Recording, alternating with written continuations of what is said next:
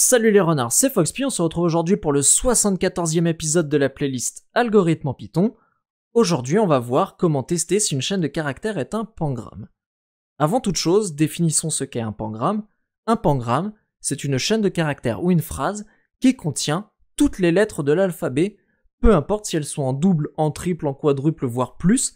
Tout ce qui compte, c'est que la phrase contienne toutes les lettres de l'alphabet. Pour ça, on va définir une méthode pangramme, qui prendra en paramètre une chaîne de caractères, et on va se resservir de méthodes que l'on a codées dans les épisodes précédents, la méthode noAccentChar et la méthode noAccentWord qu'on a codée à l'épisode 71 pour retirer les accents d'une chaîne de caractères, et la méthode retirer ponctuation que l'on a codée à l'épisode 74. Hop, on va la coder ici, def pangramme de string, et on va tout simplement uniformiser la chaîne de caractères. Pour ça, on va tout d'abord retirer les ponctuations. String est égal à retirer ponctuation de string. Donc en sortie de la méthode, ce qui va être renvoyé, c'est une chaîne de caractères sans ponctuation. Donc on va retirer les espaces, les virgules, les points d'exclamation, les points d'interrogation, les points-virgules, etc., etc.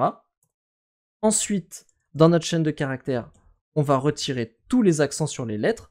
Pour ça, on fait appel à la méthode noAccentWord qui prend en paramètre une chaîne de caractères.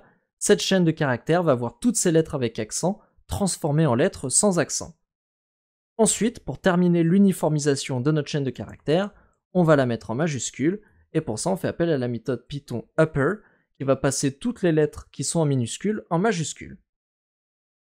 Petite chose ici, si on a ce caractère dans notre chaîne de caractères, donc OE, comme dans le mot cœur, on va à ce moment-là le remplacer par un O et un E. Vous allez voir pourquoi juste après. Donc on va faire string.replace et là le OE comme ceci, .upper,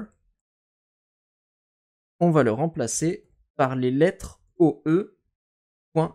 Alors ici on pourrait tout simplement afficher OE en majuscule comme ceci. Bon, c'était pour avoir quelque chose, on va dire, de symétrique. Donc j'ai mis aussi la méthode upper ici sur les lettres en minuscules. Eh bien, à présent, c'est très très simple. Si on veut tester si la chaîne de caractères est un pangramme, eh bien, on veut tester si sa longueur est égale à 26 quand on la convertit en 7. Donc si length de 7 de string est égal à 26, alors c'est un pangramme.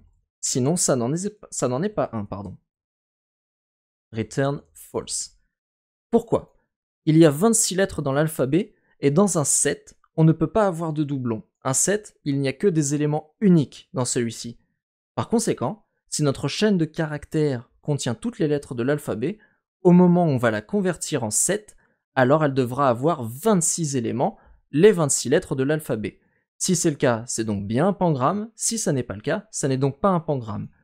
Or ici, ce petit caractère OE, ça ne compte que comme une seule lettre. Et nous, on veut que ça compte pour 2 lettres. Pour ça, on va le modifier et on va le remplacer par les lettres O et E. Donc c'était pour ça qu'on avait besoin de coder cette structure conditionnelle. À présent, on va pouvoir tester cette méthode et voir si elle est fonctionnelle. Pour tester cette méthode, j'ai récupéré plein de phrases de Wikipédia qui sont des pangrammes, et j'ai créé des phrases qui ne sont pas des pangrammes, tout simplement pour les tester, les comparer, voir si la méthode renvoie bien true quand une phrase est un pangramme et false quand elle n'en est pas un. Juste ici, j'aimerais procéder à un petit changement. En effet, il faut récupérer ce que renvoie string.replace, donc ici on doit mettre string égal, je l'avais oublié. Alors, on va lancer toutes nos cellules, ici, on va lancer cette cellule, on va lancer celle-là, et à présent on va pouvoir lancer celle-là. Donc, vous voyez ici, toutes les phrases en dessous pangramme sont bel et bien considérées comme des pangrammes. Alors, on peut en lire quelques exemples. Joyeux, ivre, fatigué, le nez qui pique, clown Harry skie dans l'ombre. Dans un wagon bleu, tout en mangeant 5 kiwis frais, vous jouez du xylophone.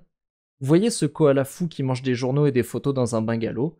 Bâcher la queue du wagon taxi avec les pyjamas du fakir. Bon, des fois ça a du sens moyen, mais voilà, donc ça, toutes ces phrases, ce sont des pangrammes, hein. Vous pourrez les retrouver de toute façon dans le code sur GitHub, je vais mettre tout ça sur GitHub. Et enfin, les phrases que j'ai créées qui ne sont pas des pangrammes, donc Foxpy, bonjour à tous, buvez de cet orangina que le patron juge fameux.